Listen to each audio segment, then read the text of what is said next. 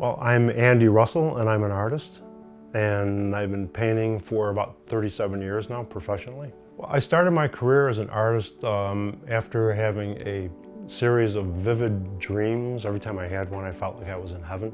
And inventors get ideas from dreams, and authors, and musicians, and so do artists. And I had so many of these that I started to remember them, all the beautiful shapes of things, the foliage and the architecture. And now, when I paint, I just always paint my perfect dream world. But that's where it all started. It inspired me to teach myself to paint. I never took formal lessons. So I just started with colored pencils, and then I kind of advanced to pastels. And I went to acrylic paintings, which is what I use now. And I use a lot of layering, it's called glazing, transparent colors one over the other, and it gives it a brilliance and a vibrance, so I can capture the vividness of a dream world.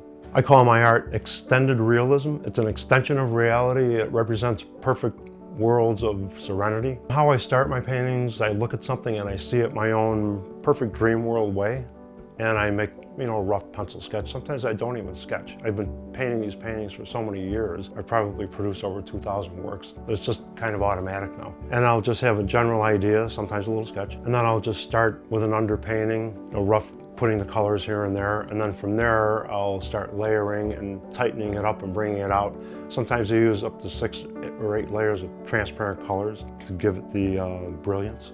My favorite medium is acrylic paint, because it dries so fast. So it goes along with my glazing method. It dries real quick, so I can just go over it with another color within a matter of a minute. And that way, it just works better than oil, which takes forever to dry. My favorite topics to paint are landscapes, because they are from the heavenly dream world, and I translate those into that. And I do interiors also, but I paint my own paintings on the walls, and the views out the windows are my perfect dream world scenes. I've doodled all my life since I was a little kid, and I take those doodles and I turn them into paintings, shapes and colors and everything. I'm an exhibiting member of the Buffalo Society of Artists, founded in 1891, and I'm a signature member of the International Society of Acrylic Painters. I started doing indoor and outdoor juried art shows, and from there I won lots of awards.